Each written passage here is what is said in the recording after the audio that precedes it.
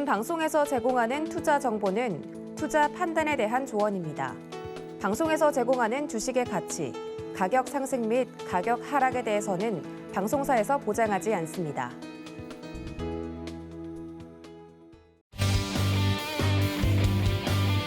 네, 주유소 강의 시간에 오신 여러분 환영합니다. 이번 시간은 명품 강의가 저희가 준비가 되어 있죠. 시장을 대응하는 데 있어서 2% 부족한 부분, 가려운 부분을 저희가 채워두고 긁어드리는 시간입니다. 이 시간 통해서 여러분들도 한 단계 점프업 하실 수 있기를 바라면서요. 오늘 명품 강의를 준비해 주신 수석 위원님 어떤 분이실지 함께 만나보시죠.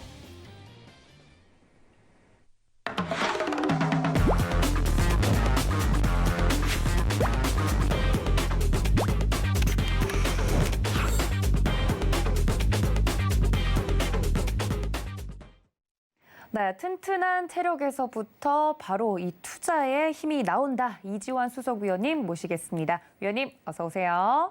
안녕하세요. 네, 반갑습니다. 이 시간을 기다리시는 분들 많으실 것 같은데 오늘은 뭔가 심기일전하는 마음으로 서서 강의를 해주실 것 같아요. 오늘은 개론적으로 어떤 이야기를 해주실지 살짝 이야기 가능할까요? 오늘은 조금 깊이 있는 말씀을 좀 드려야 될 것 같습니다. 오. 시장이 상당히 어렵고 네. 오랜만에 작년처럼 이제 서서 강의를 하는데 네. 그 이유는 이제 제가 차트로 오늘 좀 설명을 드려야 될 것 같아서 일단 서서 말씀을 좀 드렸고요. 오늘 그냥 지금까지 말씀드렸던 시장이 굉장히 어렵습니다. 수급이 공백입니다라는 부분을 근본적으로 좀 되짚어 보고 거기에 대한 이제 대응을 말씀을 좀 드리려고 합니다.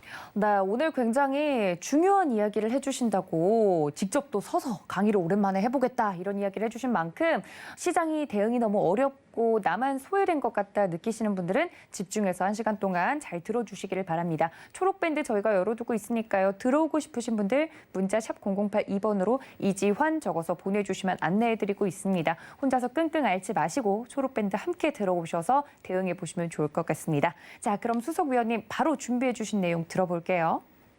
네, 오늘 이제 말씀드릴 내용은 우리 증시가 이제 왜 이렇게 이제 소외되어 있느냐라는 부분과 이제 소외된 부분이 어떻게 해야 해소가 될 것이고 해소가 된다라면 과연 이제 우리가 어느 쪽으로 투자를 해야 되는가라는 부분에 대해서 말씀을 드리려고 합니다. 사실 시장이 지금 이제 어느 정도 우리 증시가 소외되는 게 이제 그 범위를 좀 넘어서서 지금 현재 진행이 되고 있습니다. 그러니까 상당히 답답한 국면이고, 먼저 이제 우리 시장의 국면에 대해서 이제 우리가 되짚어보지 않을 수가 없는데, 잠깐 코스피 차트를 보면서 말씀을 드리겠습니다. 지금 보시는 차트가 코스피 월봉 차트입니다. 그러니까 월봉이니까 상당히 이제 크게 보는 차트라고 보시면 될 것 같고, 증시가 2020년도 4월달 코로나19 급락이 이후에 굉장히 우리가 글로벌하게 가장 첫 번째 코스피 코스닥이 상승률 1, 2위를 차지하면서 굉장히 큰 폭으로 올랐고요.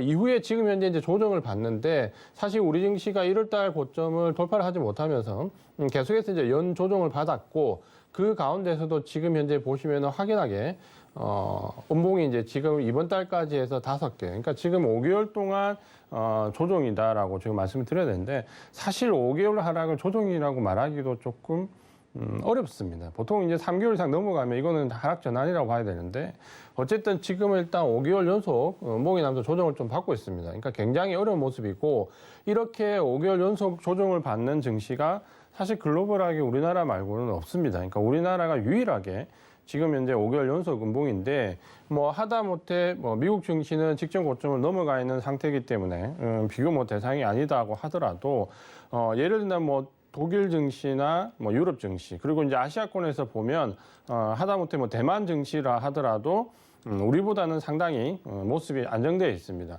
반면에 이제 지금 우리만 5개월 연속 조정이고 특히 이제 이런 조정이 지금 이제 일봉상으로 본다면 어떻게 보면 지금 현재 이제 11월 넘어오면 10월 중순 이후부터는 상당히 고통스러운 순간이 지금 계속해서 진행이 되고 있습니다.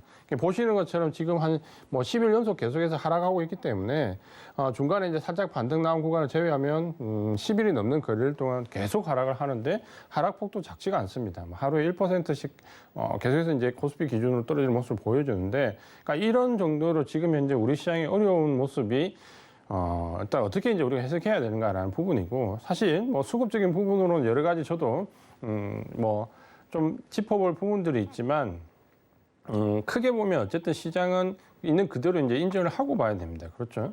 그러니까 상당히 지금 아프고 어려운 구간이지만 그러니까 이걸 인정을 하고 어떻게 이제 대처할 거냐라는 부분을 봐야 되는데 제가 이제 그동안 계속 말씀을 드렸던 부분이 우리 시장 이제 수급이 공백이다. 주식을 사시는 분들이 없다. 사는 주체가 없다. 그러다 보니까 지금 계속해서 지금 주식의 교환은 개인에서 프로그램 물량, 프로그램 매도 개인 매수, 개인 매도 프로그램 매수. 거기다 연기금이 매도가 나오면 굉장히 어려워지는. 그러니까 이런 그 수급에 굉장히 안 좋은 모습이 계속해서 나오는데 사실 이제 이 부분도 좀 특이한 부분입니다. 그러니까 매도의 주체가 외국인이 아니라는 것에서 이게 이제 뭐 대세 하락으로 가지는 않을 것이다라고 생각을 하지만 어쨌든 수급적으로 왜 이렇게 어려운가라는 부분을 오늘 일단 먼저 한번 보겠습니다. 그러니까 첫 번째 이유로 많이 나오는 어려운 부분이 테이퍼링과 관련돼 있고 금리 인상과 연관되어 있는 결국 이제 유동성이 줄어든다라는 부분이고 유동성이 줄어들게 되면 결국은 양적 완화가 축소되는 미국 시장이 이제 11월부터 시작이 되면 결국 이제 돈이 증시에 유입되는 데는 돈이 줄어들 것이고 결국은 양적 완화, 금리 인상, 달러 강세 이런 이제 움직임을 본다면 증시 자금이 미국 쪽으로 좀 몰릴 것이다라는 부분이 일단은 대두가 크게 되고 있습니다. 그러니까 이 부분은 뭐 일본은 맞는 말입니다. 근데 과연 이게 이제 전부가 될 수 있냐라고 본다면 아직 미국이 구체적으로 금리 인상을 하는 시기가 아니기 때문에 증시 자금이 뭐 급격하게 지금 당장 미국으로 넘어간다 그렇게 얘기하기는 조금 어렵습니다. 그러니까 지금 이런 기조가 앞으로 이제 이어질 거지만 지금 당장 급격히 이루어져서 우리 증시가 어렵다라고 얘기하기는 어렵고 이거는 뭐 예를 들어 퍼센테이지를 따진다면 뭐 한 10에서 20% 정도 원인은 될 수 있다라는 정도로 이해를 하시면 될 것 같습니다. 두 번째 이유는 조금 이제 현실적인 이유죠. 지금 이제 글로벌 증시를 잘 보면 미국이나 유럽은 대부분 고점을 다 넘어가는 갱신된 상태고 아시아 증시에서 보면 대만 증시도 반등이 시작되었고 지난주부터 가장 어려운 구간에 들어와 있는 게 중국하고 우리 증시입니다. 그러니까 중국 같은 경우는 지금 이제 여러 가지 문제가 있고 차트를 보면 기술적으로는 좀 이제 하락 기조가 어느 정도 진행이 되는 상태입니다. 그러니까 글로벌 증시에서 가장 어려운 게 중국하고 우리 증시인데 굳이 이제 우리가 그런 부분에서 이유를 좀 찾아보면 결국은 중국은 지금 경기 침체에 대한 우려가 계속해서 대두가 되고 있습니다. 뭐 헝다 문제부터 해서 여러 가지 이슈가 있지만 가장 근본적인 부분은 중국에 지금 발표되는 경제 지표들이 조금 우려스러운 부분들이 나왔다는 부분이고 거기에 이제 최근에 규제 관련 리스크가 굉장히 열풍처럼 몰아치면서 상당히 증시를 좀 압박하는 모습을 보였습니다. 결국은 이제 이런 부분들이 중국을 어렵게 만들었는데 여기는 이제 우리 증시에 이제 문제가 여기 또 불거지는 거죠. 왜냐하면 지금까지 유동성이 굉장히 컸던 증시에서는 사실 이제 그 외국에서 유입되는 외국계 자본들이 중국 증시와 우리 증시를 어느 정도 동일화하는 현상이 조금 있었습니다. 그러니까 바스켓 거래를 할 때 뭐 예를 들어서 한국의 IT 종목을 사면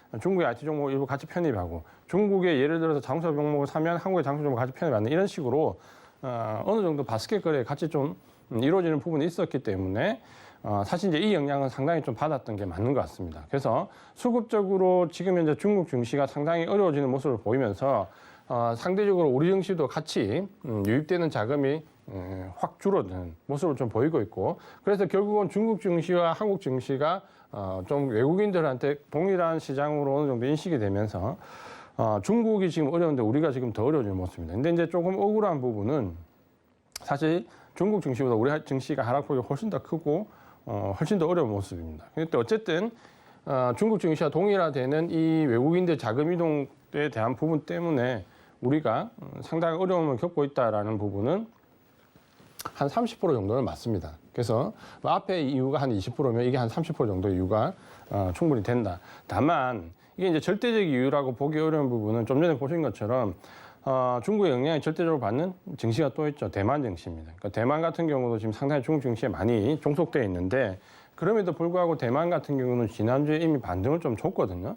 사실 그 대만 증시와 우리 증시가 거의 코로나19 이후에 거의 동조화 현상을 보이면서 같이 급상승을 했었고 조정폭도 가장 먼저 좀 조정을 받았고 근데 이제 여기서 차별화되는 시점이 우리 증시는 반등의 시점에서 지금 연 저점까지 내려와 있는 데 반해서 대만 증시는 지난주부터 급등을 하면서 오히려 이제 반등으로 돌아섰습니다.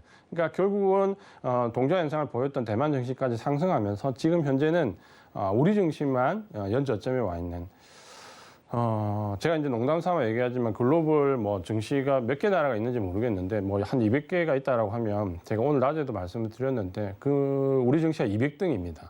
조정고에서 지금 확인하기 200등인데 199등과도 차이가 많이 나는 200등입니다. 그러니까 월등하게 지금 우리가 증시가 어려움을 겪고 있는데 과연 이제 이 정도까지 겪어야 되냐 부분은 그렇진 않다라고 보여지고요. 어쨌든 두 번째 이유는 이런 중국 증시에 받는 영향을 우리도 상당 부분 수급적으로 받고 있다. 이 부분은 어느 정도 같이 인식을 좀 해야 될 것 같습니다.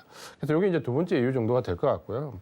이제 그다음 이제 세 번째 이유가 가장 중요한데 결국 지금 현재 증시를 압박하는 요인들을 좀 본다면 계속해서 뭐 주가가 조정받을 때 나오는 멘트가 항상 있습니다. 뭐 올 초 같으면 원자재 급등부터 인플레이션 우려감 그리고 헝다 사태 중국의 뭐 규제 관련 리스크 이렇게 나오다가 최근에는 이제 거의 뭐 조정받는 원인이 거의 여기에 이제 몰입돼 있죠. 그래서 원자재 공급 관련돼 있는 부족. 최근 뭐 요소수 관련된 부분도 나오고 망간 관련된 부분도 나오고 이거보다 먼저는 올 초부터 반도체 관련된 부분이 나오고 처음에는 메모리 반도체 쪽에서 좀 하이테크놀로지 쪽에 나왔다면 그 진행이 좀 되면서 뭐 아날로그 반도체라든지 웨이퍼 같은 이런 저가형 부품들도 상당히 지금 공급 부족을 벗는 그러니까 결국에는 공급 부족과 관련된 부분에서 지금은 증시 압박에 대한 이유가 가장 크게 나옵니다. 여기에 이제 그 종속돼서 나오는 게 물류 대란인데 사실 이제 우리나라 같은 경우는 뭐 잘 알고 계시겠지만 제조업 중심이고 수출 중심의 경제 구조를 가지고 있기 때문에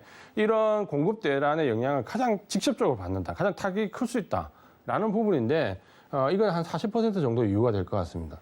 그래서 이 세 번째 이유가 지금 현재로서는 증시를 가장 크게 압박한 요인 중에 하나인데 결국은 이런 공급 대란, 공급 쇼테이지가 물류 대란과 겹치면서 결국 한국 증시를 압박하고 있는 외국인들이 왜 우리나라 주식 안 사냐라고 봤을 때 가장 중요한 이유 중에 하나가 되고 있다. 이렇게 좀 보셔야 될 것 같고요. 다만 이제 이것도 역시 놓고 본다면 절대적이지 않다라는 부분은 왜냐하면 만약에 제조업 중심의 국가라면 뭐 예를 들어서 대만이나 중국 같은 경우도 상당히 주가 흐름이 나빠야 되는데 그렇진 않거든요. 그러면 지금 독일 같은 증시도 독일 닥스 지수는 지금 이미 고점을 갱신한 상태고 대만 증시는 좀 전에 말씀드린 것처럼 이미 상승 반전했기 때문에 이게 절대적 이유라고 보기는 어렵습니다. 그러면 지금 제가 말씀드렸던 세 가지 이유들, 뭐 공급 대란에 관련되어 있는 제조업에 대한 불리함, 중국 증시와 동일화 행사되는 자금 이동의 좀 불리함, 뭐 이런 것들이 결국은 하나의 특정 요소가 절대적이진 않지만 이 세 가지 요인들이 같이 겹쳐지면서 어쨌든 한국 증시가 굉장히 소외돼 있고 지금 자금의 지금 이동, 매수 세력이 없는 이런 부재 상태가 거의 이제 5개월 연속 이어지고 있다라고 좀 보셔야 될 것 같고요. 그 다음에 이제 우리가 좀 기술적으로 본다면 이런 이제 펀더멘탈적인 요소를 외에 기술적인 부분을 좀 본다면 좀 전에 보신 것처럼 우리가 이제 5개월 연속 조정을 받고 있는데 코스피가 지난 코로나19 급락 이후에 그 저점 대비 고점 상승률로 봤을 때 원래는 이제 올 초까지 1위였습니다. 코스피, 코스닥 그다음에 이제 미국의 나스닥 그리고 대만 증시 이렇게 네 개의 증시가 1, 2, 3, 4위로 가장 큰 폭으로 뛰었습니다. 그러니까 우리가 상대적으로 굉장히 많이 뛰었고 지금 대부분의 국가들의 그 증시의 위치가 어느 정도 그 백분율로 본다면 코로나19 급락했던 저점 지점에서 고점까지 하면 한 2배 내외 정도에서 플러스 마이너스 한 5% 정도 왔다 갔다 합니다. 근데 우리 증시는 2,900선 정도가 2배 정도 내외가 되거든요. 그러면 5개월 연속 조정을 받고 내려왔지만 글로벌 평균치 정도는 아직까지는 유지를 하고 있다는 거예요. 그러니까 딱 평균치 정도에 이제 왔다는 거죠. 근데 이제 우리가 체감하는 거는 작년에 올 1월 달까지 워낙 큰 폭으로 올랐기 때문에 그게 이제 평균치로 수렴을 하면서 회귀하면서 하락폭이 가장 크게 이제 느껴진다라는 거죠. 이게 이제 상대적 비교인데 어쨌든 결국 이제 이런 부분들 때문에 지금 우리 증시는 상당히 이제 수급적으로 매수한 주체가 없기 때문에 정말 그 느끼는 감각은 이제 추풍 낙엽처럼 지금 이제 밀리는 거죠. 왜냐하면 거래량이 지금極도로 없는 상태에서 거의 이제 평소 물량의 한 2, 3분의 1 정도면 호가를 그냥 밀어버릴 수 있거든요. 그러니까 그런 부분들이 아마도 이제 증시를 가장 압박하는 요인들이고 그냥 단순히 수급 공백 얘기를 하지만 실제로는 이런 세 가지 정도 큰 이유가 복합적으로 우리 증시에는 좀 작용을 하고 있다. 이렇게 좀 보셔야 될 것 같습니다. 그러면 이제 과연 이제 이런 부분들이 어떻게 해야 타개가 될 것이고, 과연 이제 언제 시점이 좋아질 것이냐라는 부분이 결국은 이제 우리 시청자분들께서 가장 중요한 부분인데, 지금 말씀드렸던 이런 부분들을 우리가 좀 본다면 요 뒤에 제가 이제 투자 전략에서 말씀드리겠지만 결국에는 중국과 우리가 엮여 있는 부분들이 상당히 크고 결국 이거는 이제 우리 내부의 문제는 아니다라는 거죠. 예를 들어서 지금 우리 내부의 문제라면 우리가 코로나19에 대한 대처가 잘못됐다거나 혹은 지금 이제 수출에 문제가 생기고 경기가 지금 굉장히 어렵다거나 한데 사실 그렇지는 않습니다. 우리가 지금 현재 코로나19 환자가 뭐 2, 3천 명대 우려스럽다 얘기하지만 사실 우리와 인구수와 비슷하게 놓고 유럽 국가들을 상대적 비교한다면 사실 우리도 몇만 명 나왔어야 되거든요. 근데 그런 수치가 아니기 때문에 절대 그렇지는 않고요. 그다음 지금 이제 10월 달 수출 동향 11월 10일까지 수출 동향을 보더라도 상당히 우리는 속칭 얘기하면 장사를 잘하고 있습니다. 그러니까 그런 펀더멘탈적인 문제를 갖고 있지는 않습니다. 그러니까 결국 우리 내부의 문제보다는 우리 외부의 상황이 좀 바뀌어야 된다라는 관점으로 이해를 좀 하셔야 될 것 같습니다. 계속해서 제가 몇 주 동안 이제 어렵다라는 얘기를 드렸는데 오늘은 사실 이제 어렵다라는 얘기를 계속 드리고 싶지는 않습니다. 그러니까 좀 문제점에 대해서 지적은 해야 되지만 사실 이제 지금 어떻게 보면 오늘 옵션 만기가 지났기 때문에 하나의 국면이 이제 좀 전환될 수 있는 시점이거든요. 그럼 이 수급 공백 상태에서 계속해서 누가 나와서 얘기를 하지만 외국인들 선물로 이걸 흔든다. 이런 웹도덕 현상이 언제 마무리될 거냐. 이제 지금부터 서서히 이제 마무리될 수 있는 시점에 들어가고 있다라는 긍정적인 부분을 말씀을 좀 드리고 싶습니다.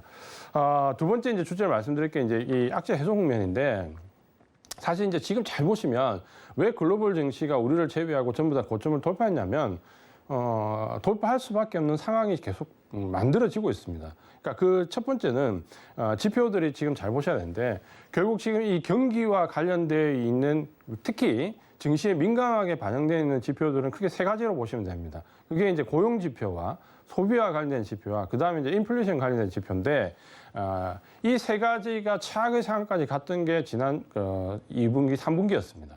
3분기 때 최악을 갔고 제가 그때부터 단계적으로 드렸던 말씀이 있습니다. 뭐냐면 9월 달이 일단 고용 지표는 최악의 정점이다라고 제가 계속 강조를 드렸습니다. 그러니까 9월 달 고용 지표가 최악의 정점으로 갈 확률이 높다. 그러면 9월 달이 지나면 10월 달부터 고용 지표는 굉장히 좋아질 것이다라고 말씀을 드렸는데 그거는 뭐 코로나19 이후에 보조금과 관련된 지표, 그다음에 코로나19라는 특수성, 그리고 지금 현재 잡 오퍼튜니티 나오는 부분이나 어플라이 되는 부분을 본다면 분명히 10월 달에는 개선되는 속도가 클 것이는데 사실 지금 고용 지표가 굉장히 좋게 나옵니다. 그러니까 지금 뭐 신규 실업수당 청구 건수나 비농업부문 고용 지표를 보더라도 예상치를 뛰어넘는 좋게 나오면서 결국은 이제 9월 달 지나고 보니까 9월 달이 10월 달 요때가 넘어온 때가 결국은 9월 달이 고용 지표가 가장 안 좋았던 시기구나, 최악의 시기구나라는 게 이제 지금 드러나는 거죠. 그러니까 10월 고용 지표부터 상당히 좋게 나오고 있으니까.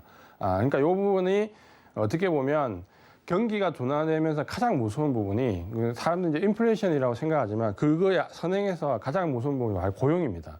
그러니까 실업률이 높아지고 고용 상태가 최악의 상태로 가는 부분이 인플레이션보다 더 무서운 상황이거든요. 그래서 연준의 파월 의장이 계속해서 오르고 달랬던 이유가 고용 지표가 좋아질 때까지 기다리자 했던 부분이 이제 이런 부분인데 지금 10월 달부터 이제 완전하게 좋아지는 모습이 나오기 때문에 뭐 고용 지표는 사실 뭐 나무랄 데가 없습니다. 지금 코로나19 이후에 계속해서 신규 실업수당 청구 건수는 계속 저점을 갱신하면서 낮아지고 있습니다. 그러니까 상당히 좋아지고 있다.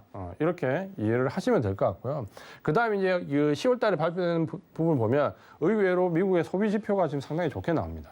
그러니까 고용이 되면서 소비 지표가 개선되는 효과는 어떻게 보면 연관성이 이제 같이 굴러갈 수 있는 사이클인 거죠. 그러니까 고용이 개선되면 나가서 돈을 벌고 나가서 돈을 벌면 결국 이제 코로나19에 억눌렸던 소비가 당연히 이제 되살아나는 거죠. 그러니까 소비 지표가 최근의 반응이 생각보다 좋다라는 건데 제가 볼 때는 생각보다가 아니고 당연히 좋아지는 게 과정이 들어가는 게 맞을 것 같아요. 그래서 지금 보시면 고용 지표나 소비 지표가 완전히 좋아지는 부분은 사실 우리가 표면적으로 느끼지 못하지만 글로벌 증시가 고점을 갱신하고 위쪽으로 지금 방향을 잡은 어떻게 보면 가장 큰 이유 중에 하나입니다. 그러니까 드러나지 않지만. 그러니까 이 부분은 제가 9월 달에 시장이 최악일 때 이렇게 될 것이다라고 강조를 드렸던 부분이고요. 그 다음 이제 오늘 드리고 싶은 말씀은 뭐냐면 어제 미국의 CPI 지표가 발표가 됐습니다. 그러니까 물가 관련된 지표인데 6%가 넘어가면서 예상치 5.9%를 상회하면서 미국 증시가 조정을 받았고 인플레이션 우려감이 상당히 대두가 되었고 또 한 가지는 어제 미국의 장기국채 금리가 7% 넘는 급등을 했습니다. 그러니까 그만큼 어떻게 보면 증시가 이제 신경질적인 반응이 나왔는데 이 인플레이션 우려감에 대해서 그 견해가 계속 교차합니다. 그러니까 이게 일시적이지 않고 상당히 위협적이다라고 말하는 부분이 있고 예를 들면 연준의 파월 의장 같은 경우는 계속해서 일시적이다라는 부분으로 얘기를 하는데 저는 원자재발 관련되어 있는 인플레이션 우려감이 큰데 또 한 번 이제 고용지표처럼 드리고 싶은 말씀이 뭐냐면 9월 달에 드렸던 말처럼 저는 10월 달 인플레이션이 어쩌면은 정점일 수 있다고 생각합니다. 그러니까 지금 굉장히 인플레이션 우려감이 크게 나오는데 저는 이게 10월 달 넘어오는 10월, 11월 초까지가 어쩌면은 인플레이션 나오는 지표의 가장 정점일 수 있다고 생각합니다. 그러니까 그 부분 왜냐하면 결국 이제 우리가 인플레이션에서 우려하는 거는 사실 경기가 확장되면서 서서히 인플레이션이 올라가는 거는 나쁜 부분은 아닙니다. 결국 경기가 잘 돌아가고 고용이 증가하고 소비가 씀씀이가 커지면서 나오는 어느 정도의 인플레이션은 사실 우리가 일반적으로 받아들여야 되는 인플레이션이지 우리가 우려하는 인플레이션은 아니거든요. 다만 우리가 우려하는 거는 지난 4월 달에 겪었던 원자재발 인플레이션처럼 갑자기 너무나 크게 급등하는 인플레이션을 우려하는 건데 제가 말씀드린 부분은 그런 갑자기 크게 급등하는 인플레이션은 제가 봤을 때 10월 달이 정점이 아니었을까 저는 그렇게 예상을 좀 해봅니다. 그러니까 이 고용 지표 때도 제가 똑같이 드렸던 말인데 9월 달에 그러니까 왜 10월 달에 정점론이 될 수 있냐라는 부분을 보면 여러 가지 이유가 있지만 제가 보는 가장 큰 주안점은 발틱 운임 지수입니다. 그러니까 이 발틱 운임 지수인데 그 발틱 운임 지수는 뭐냐면 우리가 쉽게 얘기하면 컨테이너 지수가 있고 발틱 운임 지수가 있는데 이 발틱 운임 지수는 원자재, 뭐 철강석이나 석유나 석탄 이런 원자재들이 있잖아요. 그 원자재들을 운송할 때 해상 운임을 말합니다. 선박에 대한 해상 운임을 말하는데 이 발틱 운임 지수가 10월 8일 그때 그 최고치를 찍었습니다. 그러니까 보통 1,000, 2,000 왔다 갔다 하다가 2,000을 넘어오더니 이때 10월 8일 날 5,600까지 올라갔습니다. 그러니까 5,657까지 올라갔었고 이러면서 이제 지금 이때가 제가 봤을 때는 거의 정점 하이라이트 구간입니다. 그러니까 이때 어떤 이슈가 있었냐면 중국에 철강석이 부족하다라는 얘기가 호주와의 갈등에 의해서 나왔던 바로 그 시기입니다. 그러니까 중국이 철강석을 구하기 위해서 혈안이 되어 있던 시기고 뭐 어디서든 철강석이 있다라면 끌어와야 되는 전력난이 아주 심각했을 때 끌어왔던 그 시기인데 그때는 뭐 운임이 얼마든 중국이 지불하고 무조건 철강석을 끌어와야 되는 시기였죠. 그러니까 그때 발틱 운임 지수가 5,657까지 올라왔었거든요. 근데 지금 현재 발틱 운임 지수가 10월 달에 3,000대로 떨어지더니 지금 11월 달에 2,715까지 떨어졌습니다. 물론 이 절대치가 과거에 아주 낮았던 시기와 비교하면 낮은 시기는 아닙니다. 근데 제가 말씀드렸던 어쨌든 이 정점에 대한 그 인플레이션 우려감이 과도하게 커졌던 시기라고 비교를 해본다면 10월 달에 5,600을 찍었던 발틱 운임 지수가 지금 현재 11월 달에 2,715, 거의 절반 정도까지 낮춰졌다는 거는 제가 봤을 때 바로 이 시점이 인플레이션 우려감에 대한 정점이 아닐까. 왜? 결국 지금 현재 인플레이션에 대한 우려감은 사실 소비에서 오는 인플레이션 우려감이 아닙니다. 우리가 알고 있는 것처럼 원자재발에서 오는 인플레이션에 대한 우려감인데 그 원자재를 운반하는 결국에는 원자재가 부족하고 그에 대한 수요가 들어오는 거는 결국에는 운임지수가 바로미터거든요. 없으니까 어떻게든 끌어와야 되고 끌어오기 위해서 물류 대라니까 돈은 얼마든지 줄 테니까 일단 가지고 와라. 이게 되는 거잖아요. 그러니까 그때가 10월 달이라고 놓고 본다면 지금은 제가 봤을 때 발틱 운임지수가 다시 5,000대 위로 올라가긴 상황은 쉽게 나오지 않을 것 같습니다.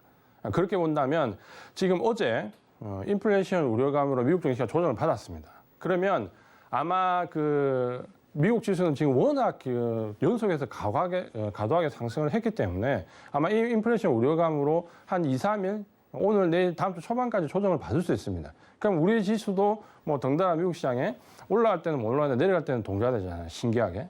그러니까 지금 이제 그런 현상으로 조금 받을 수 있겠죠. 근데 근본적으로 본다면 인플레이션 우려감으로 지금 당장 조정을 받는다? CPI 지수? 그러면 제가 봤을 때 그 조정은 길지 않을 것 같습니다. 그러니까 저 우려가 아마 이번에 반영되는 게 제가 봤을 때는 정점일 가능성이 상당히 농후하다. 발틱 운임 지수 봤을 때 그렇게 말씀드리면 결국에는 우리가 잘 보시면은 단기에 지금 수급이 부재한 상태에서 여러 가지 테마성 모멘텀이 시장을 압박하지만 결국은 고용 지표가 좋아지고 거기에 따라서 소비 지표가 좋아지는데 인플레이션에 대한 우려감이 줄어들면 증시는 좋아질 수밖에 없습니다. 이거는 아무리 중간에 수급이 있든 없든 어떤 모멘텀이 들어오든 결국 이 증시는 경제 상황을 반영하는 거기 때문에 단기적으로 제가 항상 주장하는 바는 4개월입니다. 4개월 정도는 디커플링이 날 수 있고 4개월 정도는 나빠질 수 있습니다. 이게 왜 4개월이냐면 제가 그 20년 넘게 주식을 하면서 경험적으로 제가 축적해 놓은 데이터가 있는데 그러니까 디커플링이 났을 때 보통 평균 기간이 4개월 정도입니다. 그러니까 우리와 미국 증시와 디커플링 혹은 미국의 다우 지수와 나스닥이나 S&P와의 디커플링도 있거든요. 그 디커플링을 보면 보통은 4개월 정도입니다. 평균치가. 그래서 저는 이제 이 4개월 정도 기준을 놓는데 사실 지금 그 4개월로 놓는다면 10월 말로 해가지고 우리 증시가 디커플링 어느 정도 끝나야 되거든요. 근데 11월 달까지 만약에 넘어오면 지금 이제 5개월째인데 그래서 지금 확률적으로 그냥 단순하게 얘기한다면 11월에는 저점을 잡고 반등을 하는 게 확률적으로는 맞다.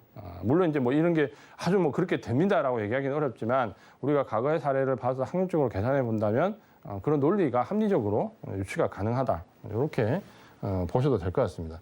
그래서 어쨌든 인플레이션까지 좋아진다면 제가 볼 때 증시는 어떤 중간중간에 악재 파고가 오더라도 저는 나빠지기는 어렵다라고 봅니다.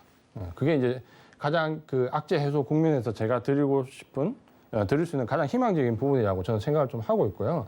그 다음에 이제 그 증시 이슈에서 이제 우리가 좀 봐야 될 부분이 있는데 뭐냐면 다음 주 월요일 날 15일 날 지금 이제 확정된 건 아닌데 오늘 간으로 뉴스에 보도된 게 15일 날 미국과 중국이 드디어 이제 시진핑 주석하고 바이든 대통령이 정상회담을 합니다. 물론 이제 코로나기 때문에 화상으로 정상회담을 하는데 일단은 한다는 자체가 저는 중요한 거죠. 왜냐하면 지금 바이든 대통령이 지금 올 초에 취임해서 거의 1년이 다 돼가는데 이런 메이저 국가 1, 2위 국가가 정상회담을 안 했다는 것은 사실 상식적으로 납득하기 어렵습니다. 하다못해 우리나라도 바이든 대통령과 두세 번, 세네 번 만났잖아요. 근데 지금 현재 이게 이제 이루어졌다는 부분은 왜 이제 우리한테 중요하냐면 좀 전에 제가 우리가 지금 왜 이렇게 속에 부재하고 우리 증시 안 좋냐라는 세 가지 이유를 말씀드릴 때 두 가지가 중국과 연관이 되어 있습니다. 결국 이제 중국 증시와 어느 정도 동일한 자금 흐름이 나온다는 부분하고 또 한 가지는 결국 이제 중국과 관련되어 있는 그 공급 이슈, 쇼테이지와 관련된 부분인데 지금 현재 이 공급 쇼테이지와 관련된 부분은 여러 가지 이유가 있지만 우리가 조금 더 냉철하게 얘기하면 결국 이제 중국과 미국 간의 갈등이 어떻게 보면 가장 큰 부분입니다. 그러니까 이 공급 쇼테이지가 처음에 이야기됐던 부분은 미국이 어떻게 보면 반도체라는 걸 그때는 이제 우리가 얘기한 지금의 그 부족한 아날로그 반도체가 아니라 하이테크놀로지 반도체에 대한 압박을 했잖아요.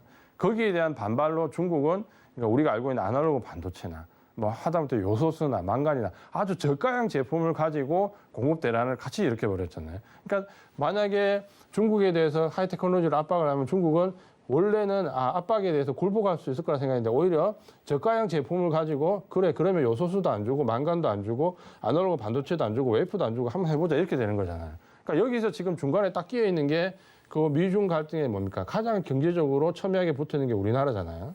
결국은 여기에 대한 피해는 정말 더 억울한 부분이 압박은 중국이 받았는데 우리가 중국 증시보다 더 하락폭이 큽니다. 그러니까 결국 피해는 우리가 더 크다라는 거죠. 그러면 그렇게 본다면 앞에서 말씀드렸던 그 세 가지 이슈에서 가장 중요한 두 가지 그 원인이 결국 우리가 지금 미국과 중국 정상회담을 미국과 중국보다 더 열심히 봐야 되는 상황이 지금 돼버린 거죠. 왜냐하면 저기서 지금 어쨌든 간에 미국과 중국은 서로 간에 지금 상대방을 밀어붙일 수 있는 수준까지 밀어붙인 상태이기 때문에 이제는 어느 정도 본인들의 합의점이 최소한은 나야 된다. 그게 이제 우리가 봤던 하다못해 트럼프 대통령 때도 1차 관세 합의가 나왔잖아요. 왜? 더 이상 밀어붙여서 서로 피해가 커질 상황은 일단은 봉합해야 될 부분을 봉합하자라는 정도의 합의는 나와야 됩니다. 이제 그거를 기대하는 거고 지금 뭐 첨예하게 헤게모니가 맞붙어 있는 상황이기 때문에 저게 뭐 일거에 해소가 될 것이다라는 기대는 하지 않겠지만 최소한 서로 간의 피해를 좀 줄일 수 있는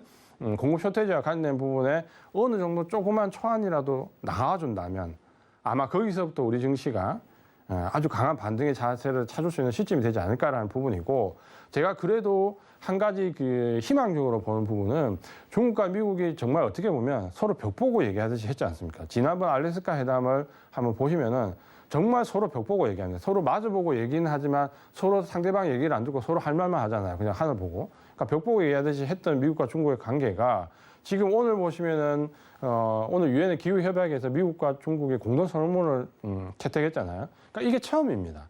기후가 됐든 경제가 됐든 정치가 됐든 어떤 분야에서든 지금 바이든 대통령 취임 이후에 미국과 중국이 합의를 해서 뭔가 공동 성명을 발표한 게 처음이거든요. 그러니까 오늘 그 기후 협약에서 미국과 중국이 공동 협약을 발표를 했기 때문에 이 부분은 적어도 대통령 간의 정상회담을 하면 그제 실무진의 회담이 이어지잖아요. 그러니까 실무진의 회담에서 어느 정도 합의 초안이 좀 돼야지만 결국 정상회담까지 가는 거고, 그까지 못 가면 지난번 알래스카 회담처럼 그냥 실무진에서 협상이 결렬되는 거잖아요.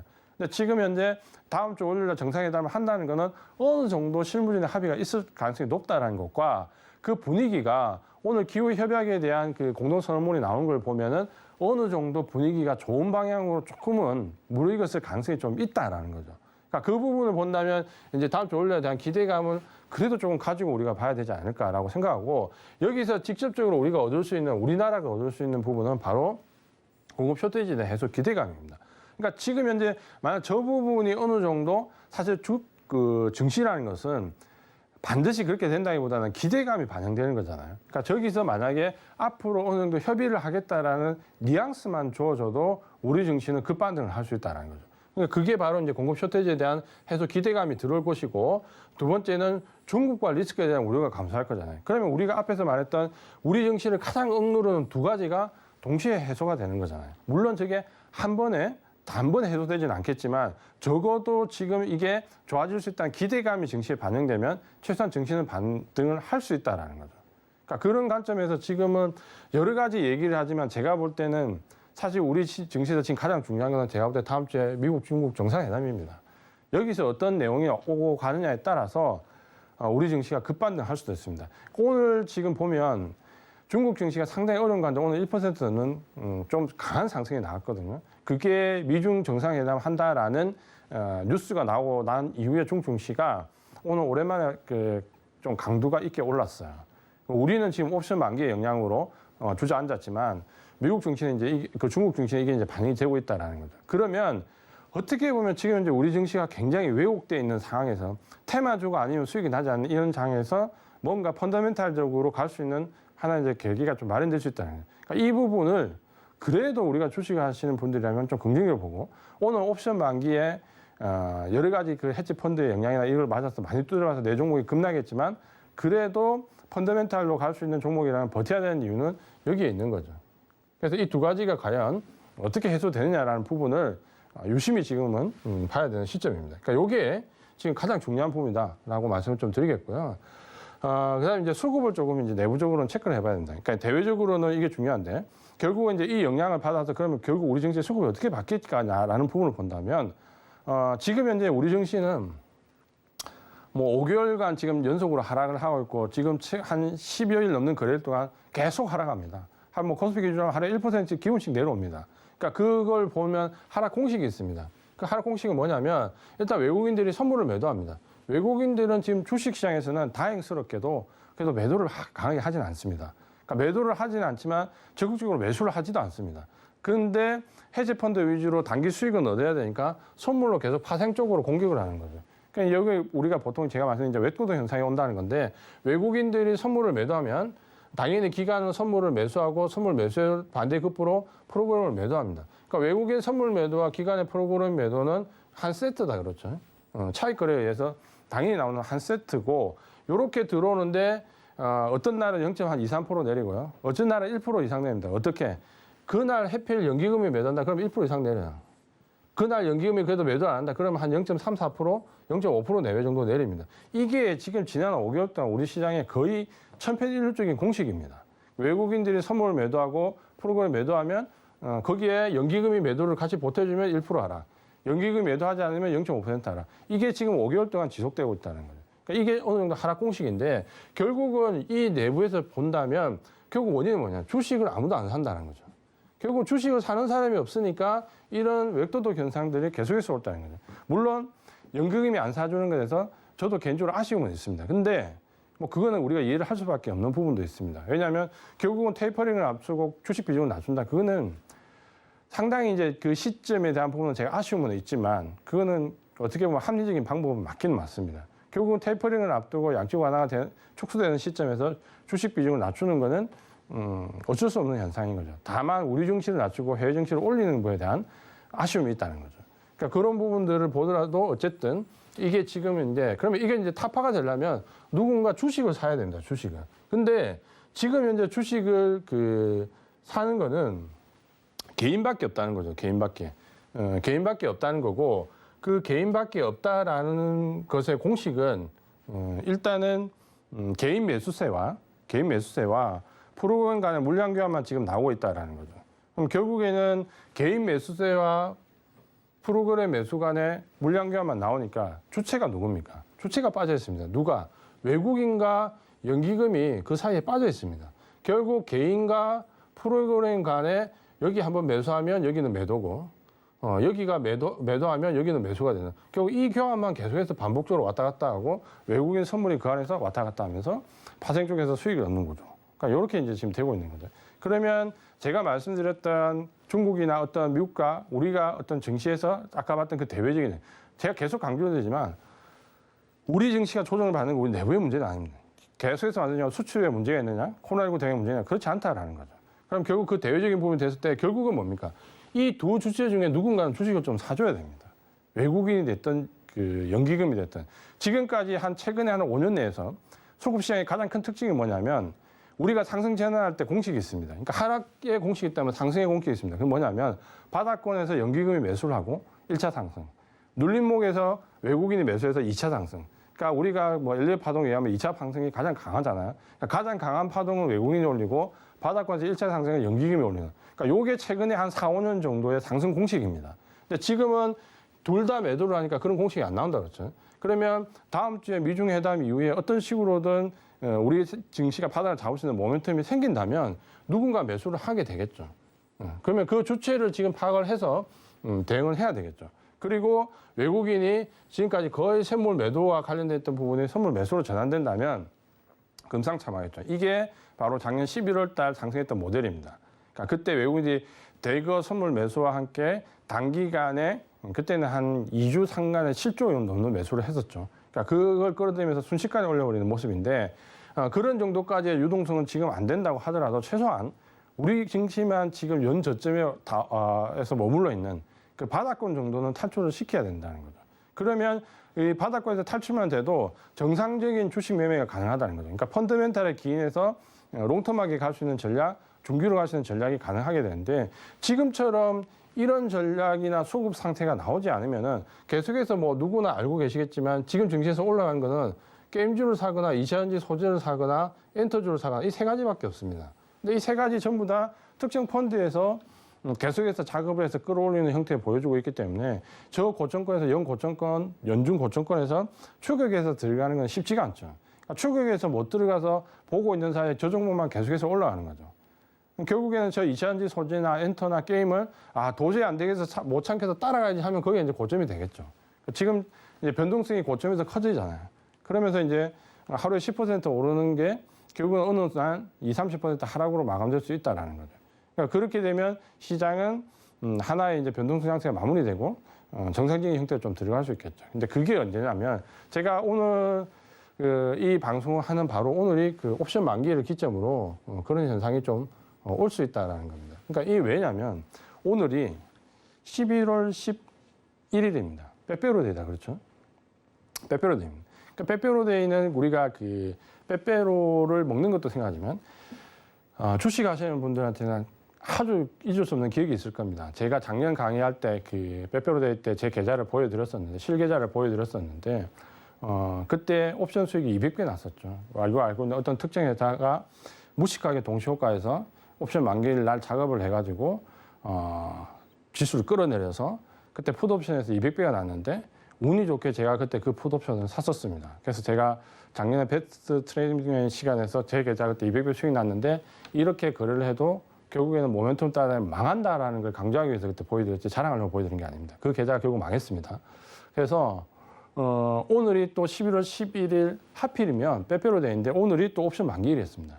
근데 오늘은 뭐 그런 정도의 변동성에 대해서는 아무도 얘기를 하지 않습니다. 그러니까 그런 얘기를 하진 않는데 오늘도 제가 봤을 때 몇백 배는 났을 것 같습니다. 몇백 배는 났을 것 같고, 뭐 예를 들면 오늘 NC소프트 같은 종목이 상한가를 갔습니다. 그러니까 이 종목이 상한가를 갔는데, 지금 이제 시장에 아주 지금 시장이 이런 시장이라는 걸 전형적으로 보여주는 형태죠. 그러니까 NC소프트가 오늘 실적 발표된 실적이 속칭 얘기는 아주 안 좋게 나왔습니다. 근데 주가는 상한가를 갔는데, 결국은 뭐 우리가 알고 있는 NFT, 결국에는 이 NFT라는 결국 이제 메타버스 안에서 게임과 그 게임 안에 있는 디지털 지적 소유권, 재산권 이런 거에 대한 어떤 기대감, 거래에 대한 거래소에 대한 기대감, 그게 이제 NFT로 몰리면서 블록체인이라는 기술을 활용한 뭔가 새로울 것 같고, 뭔가 거기서 새로운 창출될 것 같은 기대감이 게임주를 굉장히 많이 끌어올렸죠, 최근에.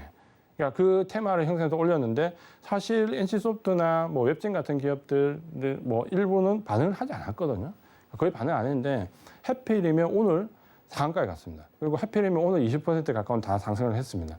근데 이제 그런 종목들이 왜 갑자기 반응을 안 하고 오늘 상승했고 실적이 안 좋은 오늘 상승했냐라고 본다면 오늘이 옵션 만기일입니다.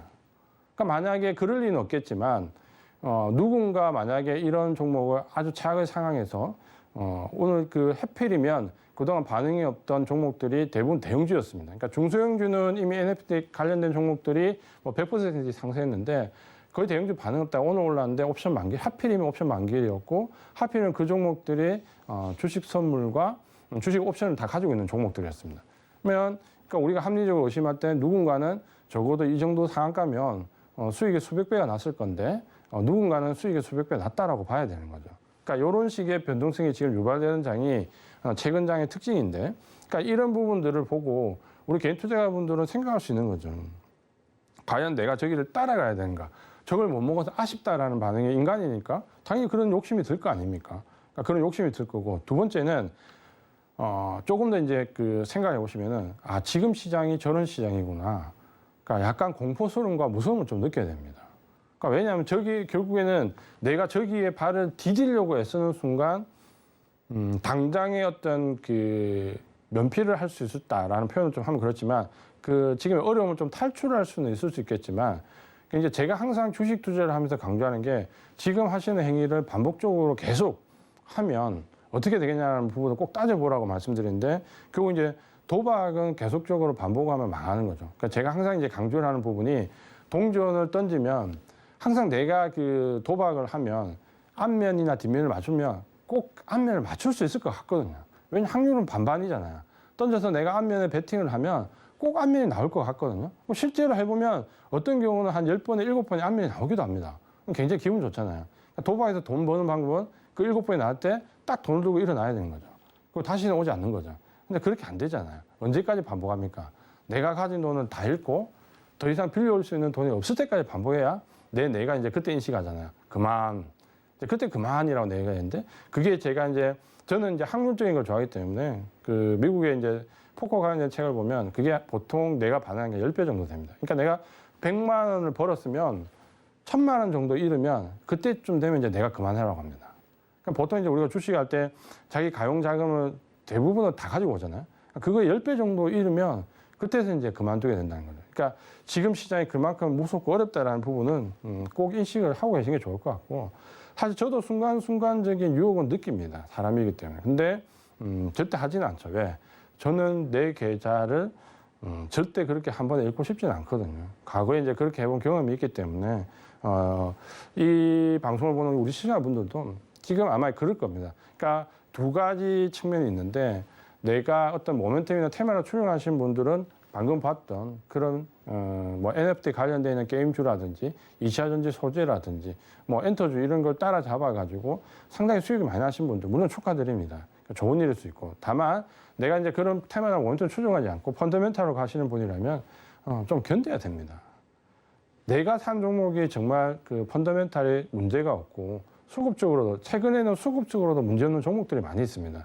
수급도 좋은데 단지 외국인들이 고가에 사주지 않고 연기금이나 최근에 보면 사모펀드들이 굉장히 공격적으로 공매도를 노리고 많이 매도를 하는 측면이 좀 있는데, 그 물량들을 저점에서 그냥 외국인들이 받아가면 그냥 같이 저점에서 받으시면 됩니다. 차분하게. 당장 올라가지 않고 당장 하락하더라도 그런 종목들이 절대 배신하지는 않죠. 다만 이제 지금은 우리가 투자 전략을 세울 때 좀 전략적인 판단이 필요한 시점이 들어와 있다라는 것은 인지를 할 수밖에 없습니다. 그래서 지금 좀 전에 이 수급 관계, 그다음에 펀더멘탈적인 영향 이런 부분을 본다면 과연 지금 이제 내가 어떻게 그 전략을 세워야 되냐? 전략은 거의 바뀌지 않습니다. 거의 바뀌지 않습니다. 그 뭐냐면 일단 장기로 가는 부분은 금리 인상 수요와 관련된 쪽은 그냥 그대로 들고 가시면 됩니다. 그리고 장기에서 레벨업을 기대하는 종목들도 그대로 가지고 가시면 됩니다. 변함이 없습니다. 지금 펀더멘탈이 달라졌습니까? 외국인이 주식을 매도합니까? 그렇지 않거든요. 단지 연기금의 매도가 조금 강하게 나오고 있고 사모펀드들이나 외국인 선물들 매도해서 프로그램 물량에 의해서 눌린다. 프로그램 물량의 특징은 뭡니까? 저가 매도입니다. 그러니까 우리가 만약에 여기서 개인들이 매도한다면 그 호가창을 요즘 보고 있으면 그렇죠. 가만히 놔두면 위에서 팔 수 있을 것 같은데 계속 밑으로 내리면서 매도를 합니다. 그게 이제 프로그램 매도의 특징이고 공매도의 특징인 거죠. 공매도는 물론 이제 제한이 있지만. 그래서 그런 부분들을 본다면 그게 너무 신경 쓰면 안 됩니다. 그러니까 결국 장기로 가져가야 될 물량 가져가는데 문제는 이제 선택적인 이제 부분이 필요한 거죠. 왜냐하면 지금 우리가 기술적으로 봤을 때 코스피 지수 같으면 일단 연 저점에 지금 내려와 있습니다. 그럼 여기가 우리가 최소한 주식 투자를 하려면 저점이다라고 생각을 하고 그러면 이후에 이제 상승해서 강한 쪽으로 베팅을 할 수밖에 없는 거죠. 그러니까 강한 쪽으로 베팅해야 되는데 그럼 지금 현재 외국인들이 이런 장기 전략 외에 중기에서 지금 우리가 몇 달을 놓고 세게 갈 수 있는 쪽 본다면 어쨌든 지금 현재 가장 문제가 되고 있는 거는 여기입니다. 그러니까 우리 증시가 가장 못 가는 부분에서도 역시 여기에 문제가 되고 있습니다. 그러면 미중 회담에서 공급 쇼태지가 어느 정도 해결이 되고 뭔가 좋은 방향으로 가면 가장 강하게 뛸 수 있는 섹터가 어딜 것 같습니까? 결국 여기겠죠. 여기가 문제가 되고 있으니까 여기가 해결되면 해결되는 쪽이 가장 강하게 뛸 수 있겠죠. 그쪽으로 일단은 노리는 전략이 일단 맞을 것 같고요. 그게 자동차가 됐든 반도체가 됐든 뭐 의류가 됐든 어쨌든 해결되는 쪽이 지금은 가장 크게 왜냐하면 지금은 그게 가장 문제가 되니까 가장 크게 두드려 맞지만 그게 해결됐을 때는 뭡니까? 그게 가장 크게 올라가는 건 당연한 이치다 그렇죠. 그러니까 지금 가장 많이 크게 두드려 맞는 게 상승 구간에서 가장 크게 올라갈 가능성이 높다라는 거죠. 다만 이거를 뭡니까? 너무 두드려 맞으면 비중을 좀 줄였다가 좀 덜 두드려 맞으면 비중을 늘렸다가 이런 고통스러운 작업이 계속 반복될 수밖에 없다라는 거죠. 주식이니까. 결국은 이제 그런 전략적인 판단 부분이 따라가야 되고 두 번째는 소비재가 최근에 들쑥날쑥한 부분들을 굉장히 많이 보이는데 그러니까 일부 소비재는 지금 미국 시장을 보면 잘 안 밀려요. 그러니까 소비재가 확실히 어느 정도 좀 두각을 나타낼 것 같고 그거는 어떻게 보면 코로나19 위드 코로나를 가면서 떴던 그 이미 소비재들이 훅 떴다 훅 내려왔다 이런 게 되면서 상당히 피곤하게 만드는데 지금 이제 그런 쪽보다는 그냥 실적이 좋아지는 소비재 쪽은 결국은 고용이 확대되고 소비가 늘어난다는 관점에서 보면 미국 시장에서 보면 그런 소비재들이 지금 계속해서 좋은 모습을 보이고 있거든요. 그러니까 그런 부분들을 보고 대응을 하시면 될 것 같습니다. 그 전략은 뭐 계속해서 말씀드리기 때문에 바뀌지 않는 거고요. 시장이 상당히 어렵습니다. 오늘 옵션 만기를 지났는데 이 어려울 때 더 정석대로 가는 부분이 필요하고 원칙을 지키는 부분이 필요하다라는 부분을 말씀을 드리면서 오늘은 여기까지 말씀을 드리겠습니다. 네, 저희 이지환 수석위원님의 명품 강의까지 들어보셨습니다. 함께하고 싶으신 분들 초록밴드로 초대를 드릴 텐데요. 함께하고 싶으신 분들 문자 샵 0082번에 이지환 적어서 보내주시면 함께할 수 있는 방법 저희가 안내해 드리도록 하겠습니다. 그리고 더불어서 이지환 전문가님을 또 만날 수 있는 이벤트를 저희가 준비했는데요. 바로 12월 4일에 있을 서울경제TV 시크릿 무료 강연회에 이지환 수석위원님께서 나오십니다. 함께하고 싶으신 분들도 지금 현재 보이고 있는 QR코드 통해서 입장하실 수 있고 문의는 문자 샵 0082번 같은 번호로 받고 있으니까요. 이 점까지 기억해 주시거나 혹은 문의사항 남겨주시면 되겠습니다. 네, 또 본 방송에서 제공해 드린 정보는 투자 판단에 대한 조언일 뿐 해당 주식의 가치나 수익률을 보장하고 있지 않다는 점까지 알려드리면서 저는 위원님과 함께 여기서 인사드리겠습니다. 시청해 주신 여러분 고맙습니다.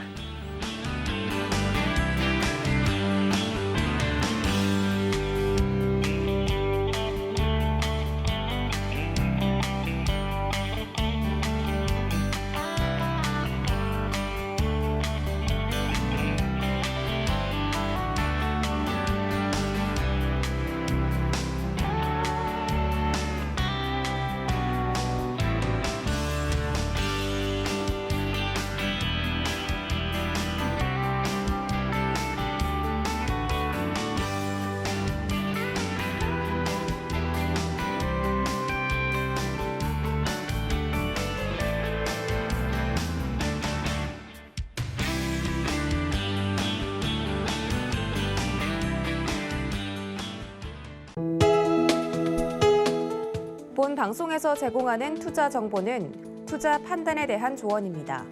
방송에서 제공하는 주식의 가치, 가격 상승 및 가격 하락에 대해서는 방송사에서 보장하지 않습니다.